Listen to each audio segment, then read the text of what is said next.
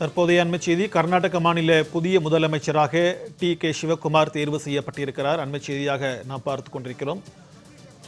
கர்நாடக முதலமைச்சர் பதவியிலிருந்து சித்தராமையா பதவி விலகிய நிலையில் தற்போது புதிய முதலமைச்சராக டி.கே. சிவகுமார் தேர்வு செய்யப்பட்டிருக்கிறார். சித்தராமையாவின் ராஜினாமாவை தொடர்ந்து புதிய முதலமைச்சராக டி.வி. சிவகுமார் தேர்வு செய்யப்பட்டிருக்கிறார். அண்மை செய்தியாக நாம் பார்த்துக் கொண்டிருக்கிறோம். இது தொடர்பான கூடுதல் விவரங்களுடன் நம்முடன் இணைகிறார் சிறப்பு செய்தியாளர் யோகேஸ்வரன். வணக்கம் யோகேஸ்வரன். கர்நாடக மாநிலத்தின் புதிய முதலமைச்சராக டி.கே. சிவகுமார் தேர்வு செய்யப்பட்டிருக்கிறார். இது தொடர்பான விரிவான தகவல்.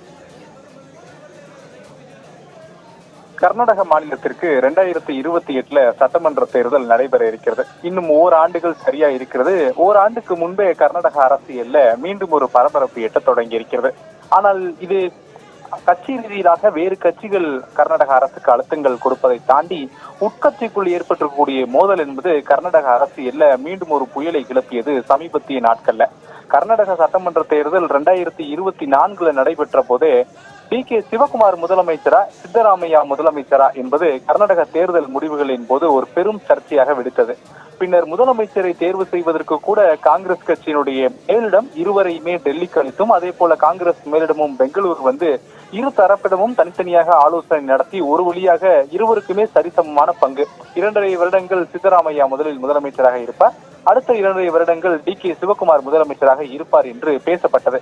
சமீபத்தில் சித்தராமையாவுடைய 2.5 வருட காலம் நிறைவு பெற்ற போது டி.கே. சிவகுமார் அவர் தரப்பு ஆதரவாளர்கள் எங்களுக்கு முதலமைச்சர் பதவி வேண்டும் என்று போர்க்கடியை உயர்த்தினார்கள் கர்நாடக அரசியல்ல. இதன் காரணமாக கர்நாடக அரசியல்ல மீண்டும் ஒரு பெரும் புயல் எழுந்த நிலையில இந்த விவகாரம் ஒரு வழியாக காங்கிரஸ் கட்சியினுடைய தேசிய தலைமைக்கும் கொண்டு செல்லப்பட்டது. ஆனால் தேசிய தலைமையோ இப்போது சமீபத்தில் நடந்த தேர்தல்களை எல்லாம் காரணம் காட்டி ஒரு வழியாக அதனை எல்லாம் காலம் கடத்தி வந்த நிலையில இன்று அந்த விவகாரம் என்பது ஒரு முற்றுப்புள்ளி அடைந்திருக்கிறது அப்படின்றத தற்போதைய செய்திகளிலிருந்து நாம் தெரிந்து கொள்ள முடிகிறது. அதற்கான காரணம் கர்நாடக மாநிலத்தினுடைய புதிய முதலமைச்சராக டி.கே. சிவகுமார் ஒருமனதாக காங்கிரஸ் கட்சியினுடைய சட்டமன்ற குழு கூட்டத்துல பெங்களூர்ல முடிவு செய்யப்பட்டிருக்கார் அப்படின்ற தகவல் அதிகாரப்பூர்வமாக தெரிவிக்கப்பட்டிருக்கிறது.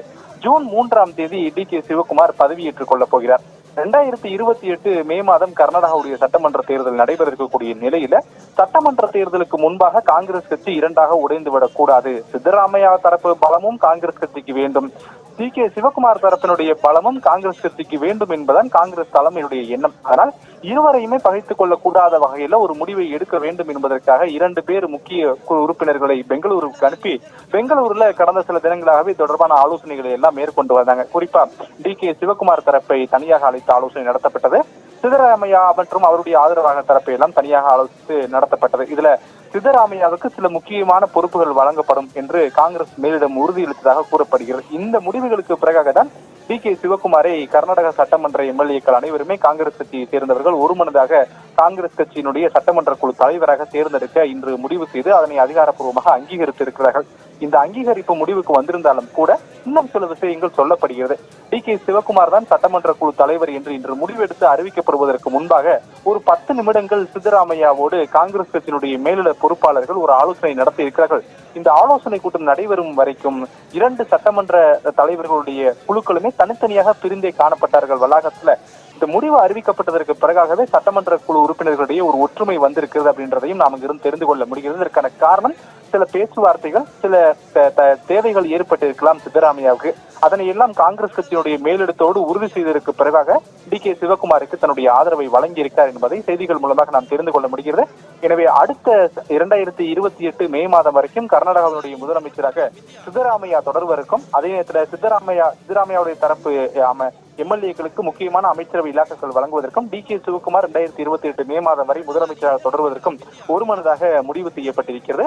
இன்னும் சில மணி நேரங்கள்ல கர்நாடகாவினுடைய ஆளுநரை நேரில் சந்தித்து சித்தராமையா தரப்பு அந்த உரிமை கோரல் என்பதை வழங்க இருக்கிறார்கள். சித்தராமையா ஜூன் மாதம் 3ஆம் தேதி டி.கே. சிவகுமார் முதலமைச்சராக பதவியேற்றுக் கொள்வார் என்றும், சித்தராமையா தரப்பு முக்கியமான எம்எல்ஏக்களுக்கு அமைச்சரவையில சில முக்கிய இலாக்காக்கள் வழங்கப்படும் அப்படின்ற தகவல்களும் வெளியாகி இருக்கிறது. உங்களுடைய விரிவான தகவல்களுக்கு நன்றி யோகேஸ்வரன்.